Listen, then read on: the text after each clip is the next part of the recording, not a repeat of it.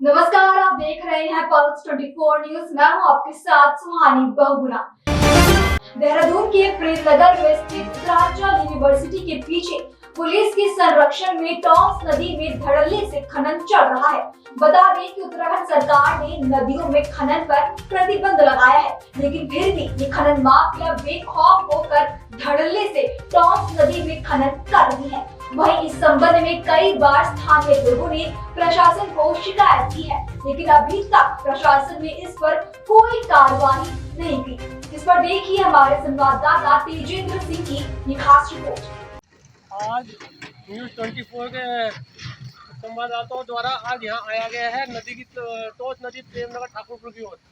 यहाँ देखिए अवैध खनन खुले तौर पर चल रहा है, किसी को कोई डर नहीं है। शासन प्रशासन का कोई भी किसी को भी 1% डर नहीं है।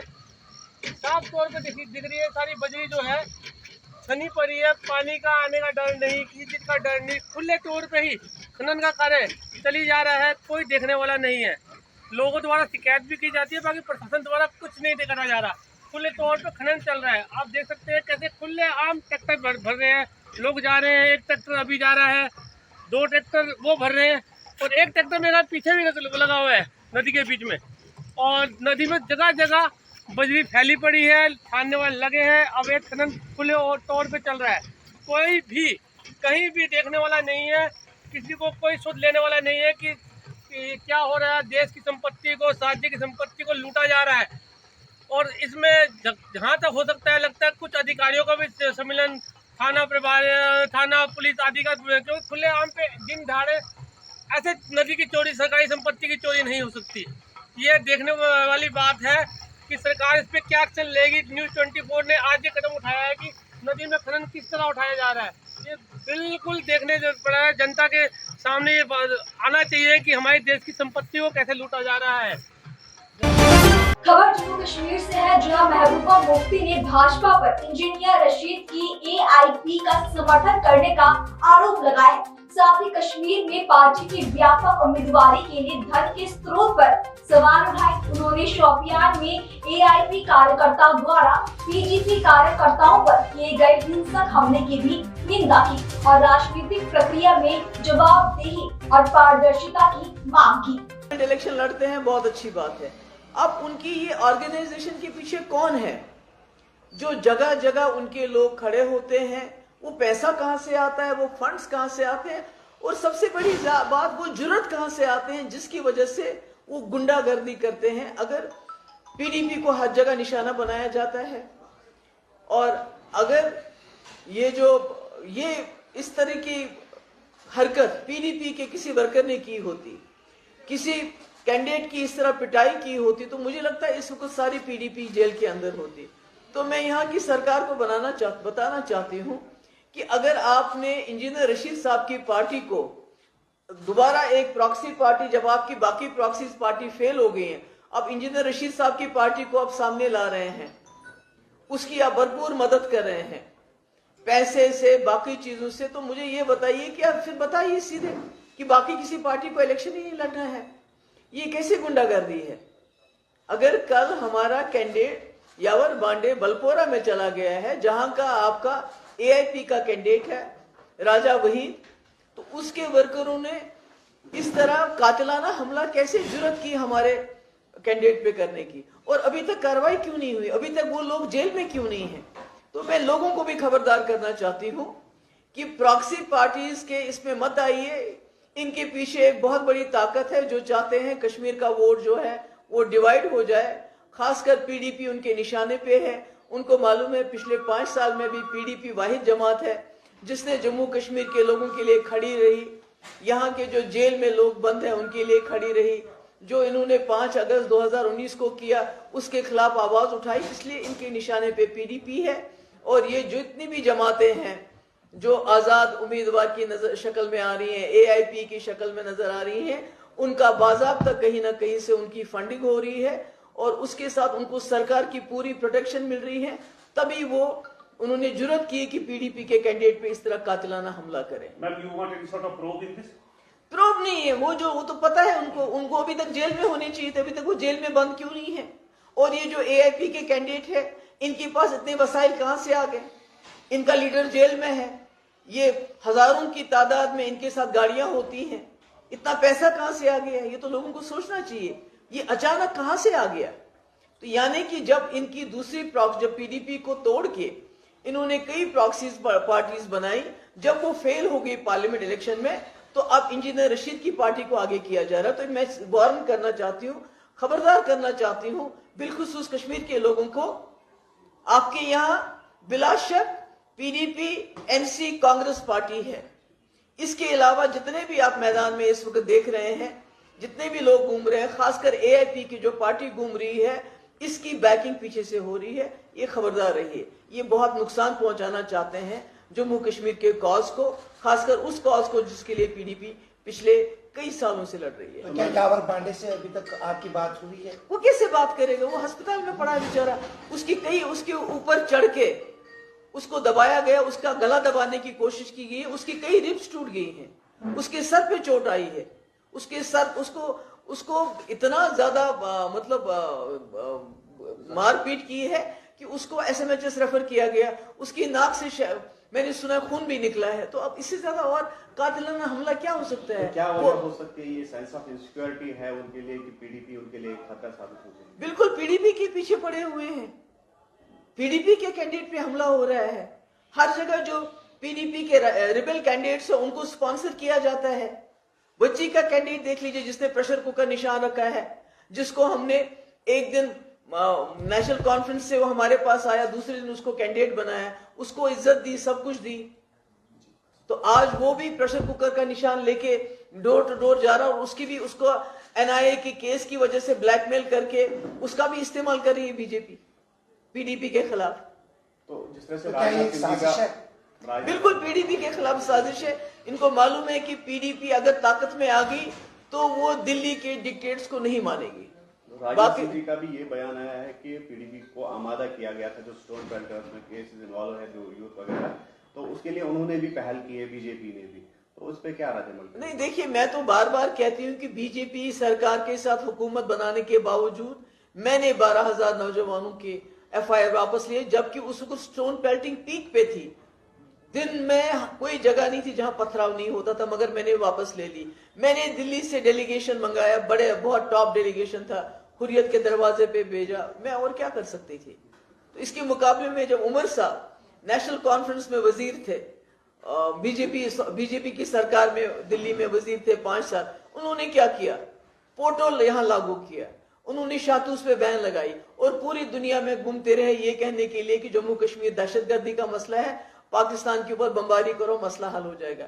मैंने बीजेपी के साथ रह के पीडीपी का एजेंडा चलाया, जम्मू कश्मीर के लोगों का एजेंडा चलाया, मगर नेशनल कॉन्फ्रेंस ने बीजेपी के साथ रह के, सरकार में रह के उनका एजेंडा चला है, वो लोगों के पास आयान है। तो वकार रसूल का कहना है कि लाल झंडे के पीछे जो है खून छुपा हुआ है, तो क्या लग रहा है आपको कि अलायंस जो हुआ है तो उसमें? देखिए मैंने पहले भी कहा, ये जो एनसी कांग्रेस के अलायंस है ये असूलों की मबनी नहीं है। अगर होता तो 87 के इलेक्शन में सरकार बनाने के लिए इतनी बड़ी दांदलियां करके जम्मू कश्मीर को खून के दरिया में नहीं धकेलते। ये जो खून का दरिया है इसको जम्मू कश्मीर में पिछले 87 से लेके आज तक बह रहा है, वो उसकी वजह तो यही है कि नेशनल कॉन्फ्रेंस की चोरियां, उसको दाखिलियां सरकार बनाने की हाउस में। तो आज भी इनकी जो है सरकार बनाने के लिए ये किसी हद तक भी जा सकते, कोई उसूल परस्ती नहीं है। हर जगह नेशनल कॉन्फ्रेंस ने अपने कैंडिडेट, इंडिपेंडेंट कैंडिडेट कांग्रेस के खिलाफ खड़े कर दिए हैं, जैसे लद्दाख में खड़ा कर दिया था, अब वो नेशनल कॉन्फ्रेंस में वापस चला गया। तो ये तो इनकी आपस में ऐसी है। Thank you so much. Jammu Kashmir में हुई घुसपैठ की कोशिश को नाकाम कर दिया गया है, क्योंकि रविवार देर रात राजौरी जिले में नियंत्रण रेखा पर सुरक्षा बलों के साथ मुठभेड़ में 2 भारी हथियारों से लैस आतंकवादी मारे गए। जानकारी के मुताबिक नौशेरा सेक्टर के लाम इलाके में आतंकवादियों और सुरक्षा कर्मियों के बीच गोलाबारी शुरू हो गई। जब सतर्क सेना के जवानों ने देखा कि आतंकवादी सीमा पार से भारतीय क्षेत्र में घुसने की कोशिश कर रही हैं, तो वही एक रक्षा प्रवक्ता ने कहा कि आगामी मुठभेड़ में भारी हथियारों से लैस 2 आतंकवादियों को मार गिरा दिया गया। बता दें कि जम्मू कश्मीर पुलिस के साथ एक संयुक्त अभियान में सेना ने नौशेरा सेक्टर में आतंकवादियों की घुसपैठ घुसपैठ की कोशिश को सफलतापूर्वक नाकाम कर दिया। 30 अगस्त के बाद से प्राप्त खुफिया इनपुट में नौशेरा सेक्टर के सामने आतंकवादियों की मौजूदगी के संकेत मिले हैं। खबर गुजरात के अमरेली जिले से है, जहां जाफराबाद में कामधेनु गौशाला द्वारा मामलादार को आवेदन पत्र दिया गया। इस दौरान मांग करी गई कि सरकार को गाय को चारा देने के लिए मिलने वाली 30 रुपए की राशि को बढ़ाकर 100 रुपए करना चाहिए। मामलादार को आवेदन पत्र देने वालों में जाफराबाद बजरंग दल, विश्व हिंदू परिषद, RSS, व्यापारी नेताओं और हिंदू समाज के लोग शामिल थे। बता दें कि जाफराबाद कामधेनु गौशाला पिछले 9 सालों से कार्यरत है, जिसमें 80 से 100 गौ माताओं की देखभाल की जा रही है और खास तौर पर बीमार गायों की सेवा की जाती है। कामधेनु गौ सेवा ट्रस्ट जाफराबाद, कामधेनु गौ सेवा ट्रस्ट जाफराबाद वती आज सरकारश्रीने अमारी नम्र एक विनंती करवा आव्या छे के गौ माताना जे गौ पोषण योजना सरकारश्रीनी छे तेमां दररोजना गौ दीठ 30 रुपया आपे छे। तो अत्यारे मोंघवारी प्रमाणे अने घासचारानो भाव जोई अने समस्त गुजरातमां પાંજરાપોળ के गौशाला एक साथे मळीने सरकारश्रीने सौने आवेदनपत्र आपेलुं छे के जे 30 रुपया छे तो एक कूड़ानो भाव 30 रुपया थाय छे। तो गौ माता शुं एक कूड़े धराय माटे एक गौ माता पासे 100 रुपया मिनिमम जोईए।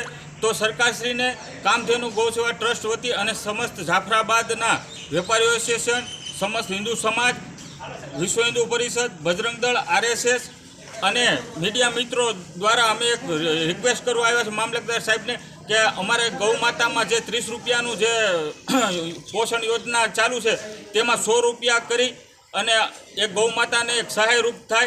कारण के शहेरमां अत्यारे क्यांय पण गौचरणनी जमीन रही नहीं। गामडું હોય तो हजी हाले, पण शहेरमां अत्यारे अढळक आप जोता हशो मालढोर रखडता हो तो 100 रुपया खर्चो करे तो गौशाळावाळा अने પાંજરાપોળવાળા पण तेमने मददरूप थई शके। माटे कामधेनु गौ सेवानी अमारी विनंती छे के वहेलामां वहेली तके गौ पोषण योजनामां सुधारो करी अने गौ माता दीठ 100 रुपया करे एटलुं। जय गौ माता। गुजरात के व्यारा में प्रधानमंत्री राष्ट्रीय शिक्षुता भर्ती मेला शासकीय पॉलिटेक्निक कॉलेज व्यारा में विधायक मोहन भाई कोंकणी की अध्यक्षता में आयोजित किया गया, जिस दौरान तापी जिले के 126 अभ्यर्थियों का प्राथमिक चयन किया गया। श्री 109 औद्योगिक प्रशिक्षण संस्थान व्यारा, सरकारी पॉलिटेक्निक व्यारा और जिला रोजगार विनिमय कार्यालय व्यारी की संयुक्त पहल के तहत राष्ट्रीय प्रशिक्षुता भर्ती मेले का आयोजन हुआ। इस मौके पर विधायक मोहन भाई कोंकणी ने भर्ती मेले का उद्घाटन किया और भर्ती मेले में भारी संख्या में अभ्यर्थी मौजूद रहे। छत्तीसगढ़ के बलरामपुर जिले के विकास खंड कुसमी में गलफुला और वेगंगा नदी में रेत माफियों द्वारा अवैध खनन किया जा रहा है, जिसमें ठेकेदार और ट्रैक्टर मालिक शामिल हैं। रेत के प्रतिबंध के बाद भी ये माफिया बालू का अवैध खनन कर रही है। वहीं आज नायब तहसीलदार द्वारा 2 ट्रैक्टर को जब्त कर कार्रवाई की गई, जिनमें एक ट्रैक्टर लक्ष्मण नटवर नगर का है और दूसरा ट्रैक्टर मालिक तैयाब नौदेहा का। इस पूरे मामले में अनुविभागीय अधिकारी का क्या कहना है, आपको सुनवाते हैं। कि राजस्व एवं पुलिस विभाग के द्वारा समय समय पर संयुक्त रूप से अवैध रेत उत्खनन एवं परिवहन पर जो है कार्रवाई की जा रही है। और विगत दिवस जो है गलफुला नदी एवं वेनगंगा नदी से अवैध उत्खनन की शिकायत प्राप्त हुई थी। तत्काल मौके पर राजस्व एवं पुलिस विभाग की संयुक्त टीम के द्वारा जो है जाकर जांच किया गया। उक्त दौरान जो है एक ट्रैक्टर को अवैध परिवहन करते पाए जाने पर उसको जब्त किया गया है। प्रकरण कलेक्टर महोदय को प्रेषित किया गया है। लिप्टिस पेड़ों के अंधाधुंध कटाई के कारण ग्रामीणों में दिखा आक्रोश। खबर छत्तीसगढ़ के बलरामपुर जिले के कुसमी से है, जहां के ग्राम पंचायत ताजी झाड़िया में अंधाधुंध लिप्टिस के पेड़ काटे जा रहे हैं। आक्रोशित ग्रामीणों ने बताया कि अज्ञात लोगों द्वारा पेड़ काटे जा रहे हैं और जब वे जंगल पहुंचे तो पेड़ काट रहे लोग फरार हो गए। केवल 1 घंटे के अंदर ही लगभग 16 पेड़ परवीन कश्यप नाम के व्यक्ति द्वारा काटे जा चुके थे। पेड़ कटान को लेकर कुसमी अनुविभागीय अधिकारी करुण डहरिया ने क्या कहा, आपको सुनवाते हैं। शिकायत प्राप्त हुई है कि किसी व्यक्ति के द्वारा जो है बिना किसी सक्षम अनुमति के वृक्षों को काटा जा रहा है करके। इसके संबंध में तहसीलदार को जो है जांच करने के लिए निर्देशित किया गया है। जांच प्रतिवेदन प्राप्त होने के पश्चात भू राजस्व संहिता 1959 में विहित प्रावधान के तहत कार्रवाई की जाएगी। यूपी के जनपद हापुड़ की गढ़ रोड पर स्थित सामुदायिक स्वास्थ्य केंद्र द्वारा दी जा रही सुविधाओं का बोलबाला अब अंतर्राष्ट्रीय स्तर पर भी नजर आ रहा है। नेपाल की रहने वाली एक महिला को पेट से संबंधित बीमारी थी, जिसने कई जगह इलाज कराया, लेकिन संतोषजनक उपचार न मिलने पर उसे हापुड़ CHC द्वारा दी जा रही सुविधाओं के बारे में पता चला। इसके बाद महिला हापुड़ की CHC पहुंची, जहां चिकित्सक डॉक्टर अशरफ अली ने महिला का उपचार किया, जिसके बाद वो काफी स्वस्थ महसूस कर रही है। तो वहीं हापुड़ CHC में तैनात डॉक्टर अशरफ अली ने बताया कि हापुड़ CHC में अंतरजनपदीय, अंतरराज्य और अंतरराष्ट्रीय मरीज आते हैं और उपचार करवाते हैं। नमस्कार, मेरा नाम सीमा शर्मा है और मैं नेपाल से आई हूँ यहाँ पे इलाज करवाने के लिए हापुड़ में। हापुड़ में डॉक्टर साहब अशरफ अली के पास मेरा इलाज चल रहा है। ये मेरे पहले परेशानी हो रही थी, अब इनके इलाज से मुझे आराम है। अब कौन सा अस्पताल है? CHC अस्पताल हापुड़। अशरफ, मैं CHC हापुड़ पर पोस्टेड हूँ। ये आज कैसे मरीज आए हैं यहाँ? मरीज तो यहाँ पे एक्चुअली इंटर स्टेट भी हैं, इंटर डिस्ट्रिक्ट भी हैं, और एक दो पेशेंट तो जो मैंने देखे हैं इंटरनेशनल भी हैं, जैसे कि दुबई में काम करते हैं, वो आके यहाँ पे इलाज कराने आते हैं। और ये भी जो पेशेंट था, ये नेपाल से आई थी स्पेशली यहाँ पे इलाज कराने के लिए। इनको 1 साल पहले इन्होंने काफ़ी जगह दिखाया, इनको आराम नहीं लगा प्राइवेट, और उसके बाद मैंने ट्रीटमेंट किया था तो ये ठीक हो गई थी। राजस्थान के जोधपुर में भारत विकास परिषद सूर्य नगरी शाखा ने स्वर्गीय ईश्वर लाल जाटव की स्मृति में निःशुल्क मेडिकल कैंप आदर्श विद्या मंजर सूर सागर में आयोजित किया, जिसमें प्रबंध समिति अध्यक्ष निर्मल गहलोत, पूर्व महापौर प्रमोद धानादिया समेत अन्य लोग बतौर मुख्य अतिथि शामिल हुए। कैंप में डॉक्टरों ने स्कूल विद्यार्थियों समेत स्थानीय लोगों की निःशुल्क जांच की और 23 कंवर सांखाला के सहयोग डॉक्टर आर्य त्रिलोक सांखला, डॉक्टर गौतम गहलोत, डॉक्टर मोहित कुमार गोयल ने सभी लोगों को आवश्यक ट्रीटमेंट भी दिया। वही कार्यक्रम के अंत में सचिव किशोर हरवानी ने सभी का धन्यवाद व्यक्त किया। मैं मोना हरवानी, भारत विकास परिषद सूर्य नगरी शाखा से। हमने आज मेडिकल कैंप कराया था आदर्श को सूर सागर में। ये हमारे अध्यक्ष दीपक जी हैं, उनके पिताजी की स्मृति में कराया था हमने।